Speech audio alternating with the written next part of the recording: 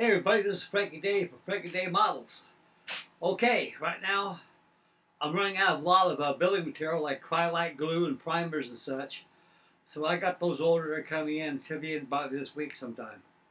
And right now, so all I have to do is just work on the big stick right here, the USS Iowa, My Trumpeter, scale 1/200. I've been doing a lot of work on this thing for the past 4 days. I got everything all painted up. Right now it's on hold now too because I'm running into the same problems I had on the Battleship Texas, USS Frank Fletcher, also the Leland Dan, and the T3, T2 type tanker, the USS Mission Buenaventura, and all these cryolite glue. And like I say, this stuff here does not work on photo etch. Only thing it's good for is like a primer. You take a little container, you squirt a little bit of glue on a container and take a photo etch part and dip in that glue and stick it in position. You go back over the cryolite glue. And once this stuff dries, it loses its ump on metal. It's just not, it works good on balsa wood and it works good on plastic, but it does not work good on metal to plastic or photo etch to plastic. So I was on a hold right now. I'm on a hold this right now. I could put the 20 millimeters and also the 40 millimeters on there, but they got PE parts on there. So I don't want to start putting armament in all the place and come back with a photo etch. I want to get it all together right there. So hopefully I shall get my photo etch, not photo etch, but my cryolite glue probably this week. I went ahead and ordered me a big bottle of that stuff. That stuff down there at Home Depot is nothing to write home about, that's for certain. Waste of money. And so I got the good stuff coming in. Alrighty, now I'm going to change cameras over. I'm going to take a look at this thing. I'll pick the camera up. We'll move around a little bit. Show what I've done on it. This thing looks pretty good. What I did is, like I did in the hull, you can control your grays, the tones of your gray by using black. What you do is you paint the whole thing Negros black. The whole superstructures. This whole hull was painted black at first. And as I illustrated on a couple of previous videos that I was in that trailer, then you go ahead and mask off your boot topping, leave that tape on it, and you can paint your red oxide at the bottom, then go ahead and feather in your haze gray. The haze gray that I use is mission models. MMP 103 haze gray. This is good. This is close up to United States Navy. It really is close. Like I said, with the blacks, you can control the different hues and colors of the grays. So you look at a real ship, regardless if it's new or old, it don't really matter because once the elements of salt air and the water and the sunshine beating on it, it changes the gray colors and different colors of things. And turns the darker colors into white, a lighter color. So I got that all simulated on the superstructures and also on the hull. And I'll bring the camera around and take a look at it and we'll finish up the video. Without further ado, this is what we're going to do. We'll go ahead and change over. Okay. First of all, I'm going to secure this camera right here. Keep it flopping around. Pick up the camera here and we'll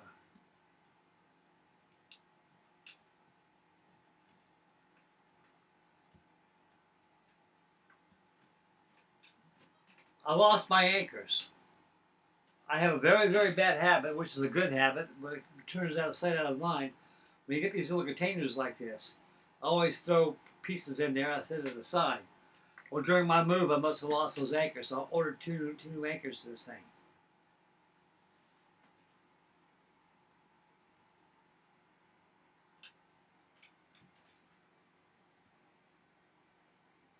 Here's a mission Buenaventura in the background.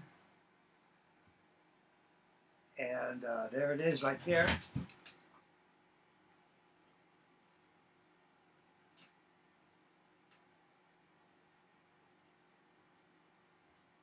I'm constantly taking a brush. Always keep those decks clean. I went ahead and painted the deck first.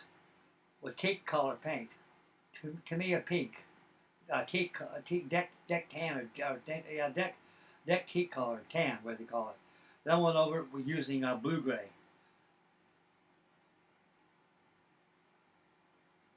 I got the 20 millimeters I got to put in here, and they require both the splinter shields are photo etch. So I was going to go ahead and wait till that cryolite glue comes in. Then we're going to make a live action video with this thing, putting all the photo etch on this thing as I finish up.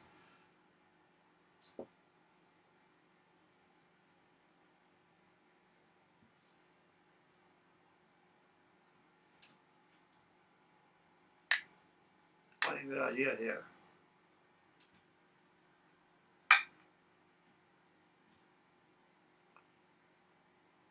Bring up those grays a little bit on it.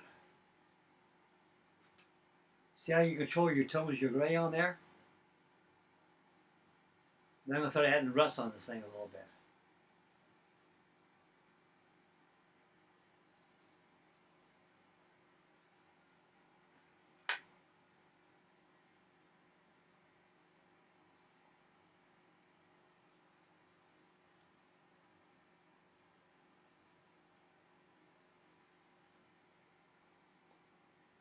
This is a real nice model, guys. I really enjoyed building this thing. It's about halfway done. I got a lot more work to do on this thing before it's said and done and over with. Go ahead and set the cam back over here where it was at before.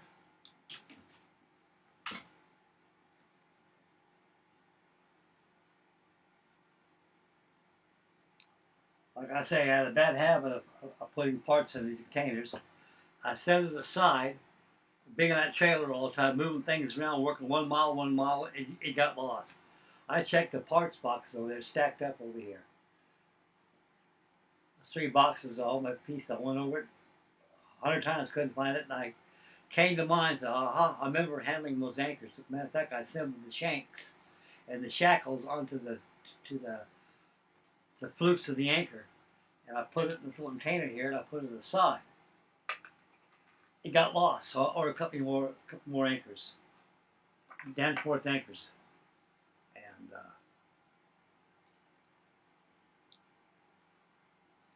this thing is big. It's about a little over 4 feet long. I think it's about 53 inches long, getting almost close to 5 feet. Now I've got a Sterling model. It's 1/16 scale, 1/192. It's already been assembled. It's in my storage. I was gonna make a radio control model out of it, and it's a little bigger than this. But this here is big enough. These 1/200 scale ships, you gotta have a lot of room to display these things, guys. I've got the USS Hornet, 1/200 scale. I haven't built that yet. I didn't want to build that yet until I get this room pretty well cleaned out a little bit and have some room. Because some point in time, I gotta go back to Ohio and pick up my stash, model stashes, and in my storage, bring them here, home here, so I can start organizing my builds and models and everything. Keep them here because I'm home now. I'll be here the rest of my life. I'll probably end up dying in this room. You never know. When I die, I'm with good company. So it'll be a long time before I die. And yeah,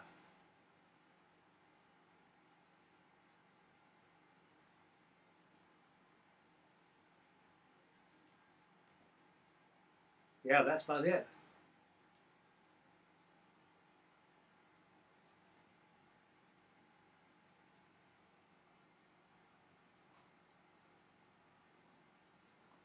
There's also some photo etch screws on top of these turrets too.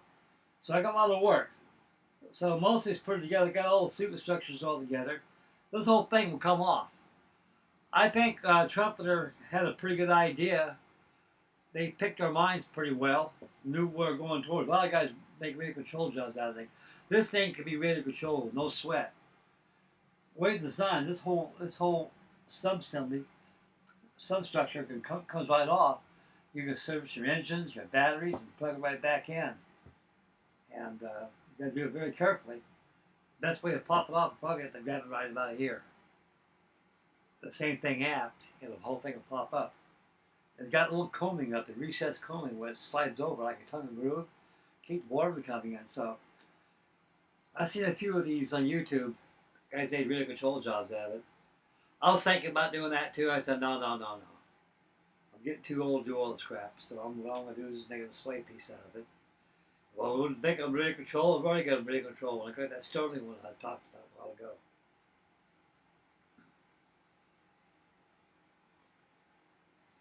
Starting like Frankie Day now here. Got like Titanic in the background. I think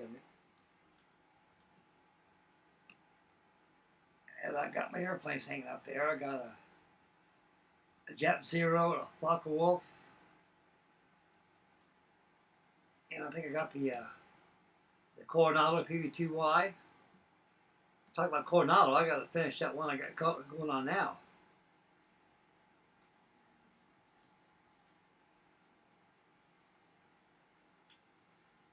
I think it's over there. Yeah, there it is.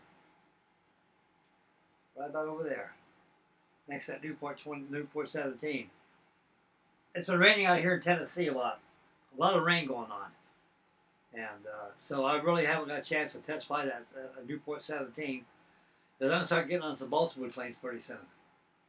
Get them things finished up.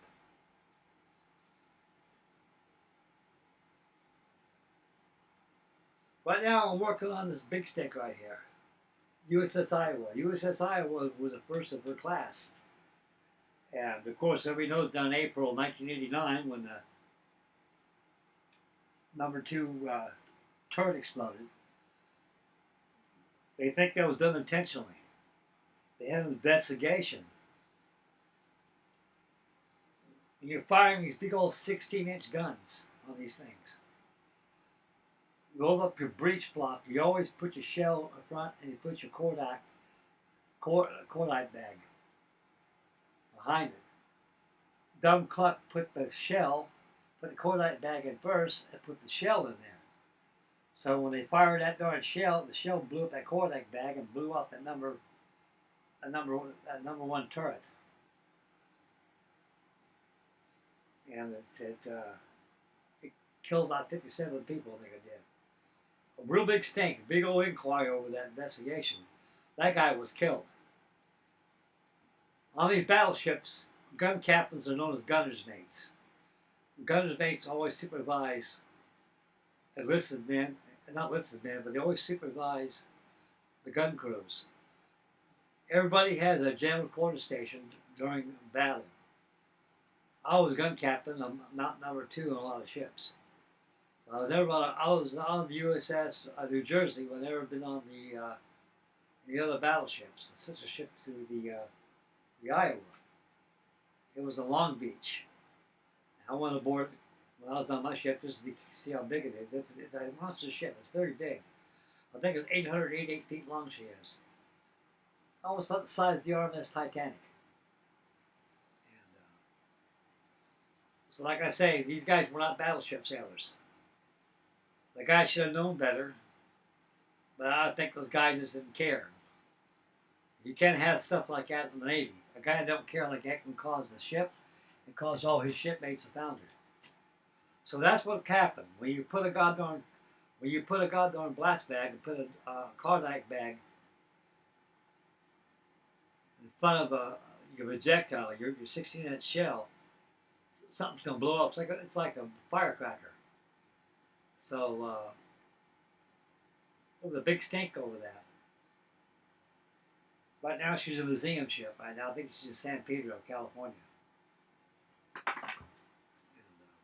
So she was the first of her class. They had the other ones, the Kentucky and the Louisville. It was like an Iowa, but they had an extra 16-inch gun, which went aft. And they said, well, the war comes to an end, so no sense of building these, because they're about ready to lay keels on them. See, back in those days, they didn't know when the war was going to end. Everybody knew it was coming close, because the Japanese, they were cornered. like playing a game of checkers. When you're in that corner, you got a king checker right there. No matter where you move, you're gonna get jumped. So that's how the war came to be when they developed the Battleship Kentucky and also the Louisville. And they had no need for it. Okay, well, let's switch cameras back to yours truly here and finish up the video. There she is. Okay. Like I said, I'm on standstills right now. I can't do much to get that cryolite glue. I get that cryolite glue, I'm really going to knock these things out.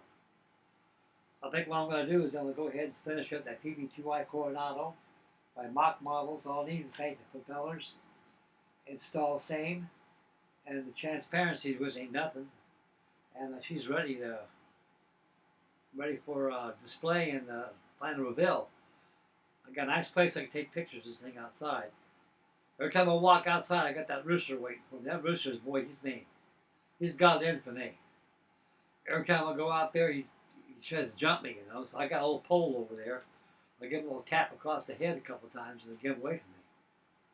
He's doing his job. All the roosters do. Their job is to peck and to fertilize their hens and protect. That's what they do. They're doing their job.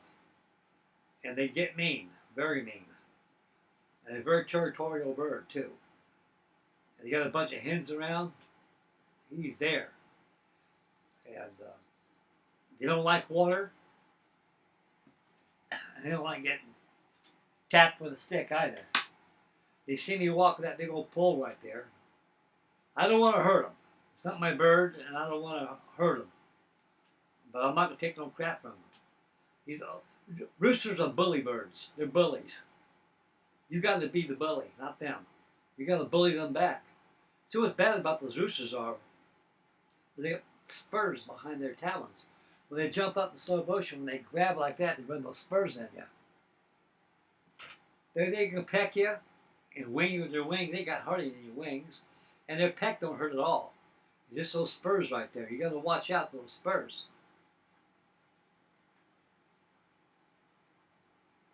So I'm going to make sure he's in the clearing before I take a Coronado out and take some pictures of it. And get that out of the way. I got the short Sunderland over there to work on. I think I can work on that short Sunderland. And wait, I think that'd be a good idea. I'll go ahead and make a live action of that tomorrow on my short Sunderland and get that thing ready for painting. Break up my paints and get it painted and everything. But again, I got to get my clear gloss and also need some clear matte too, paint. So I need matte, gloss paint, and acrylite glue, and I'm back in business. Without those are my finishing glues, and I need very, very dearly. And so right now I'm at a stance on the big stick right now because I need that acrylite glue. Paints, I got plenty of that. I need my crystal clear, my clear, and also my clear matte colors. And I'm ready to go. I can start working on all kinds of stuff to get them all done. Okay, that's all I got for you. So tomorrow we'll probably have live action on the Short Sunderland Flying Boat by Artella Ray. That'll be my second rodeo of that kit. The first one I did came out very excellent, very good. Instead of being white with dark slate gray, like the sea gray, this is going to be painted dark sea gray, slate gray, and sky color, just like the other one is. For Coastal Command. And we got a lot of other stuff coming your way too. Okay, this is Frankie D Model signing off. Make Mama happy, take your little one, stay focused when you drive, and be aware of your surroundings, say your prayers, and take care of your family. Get kid crazy like Stu says. And it's barbecue time coming in. Right now it's getting hot out here. It's the 5th of May. And all it is rain, rain, rain, rain. And it's cool outside. And so let it do its thing. And I'll do mine. This is Frankie Model signing off. You take care, guys. God bless you all. We'll see y'all. Take care, kids.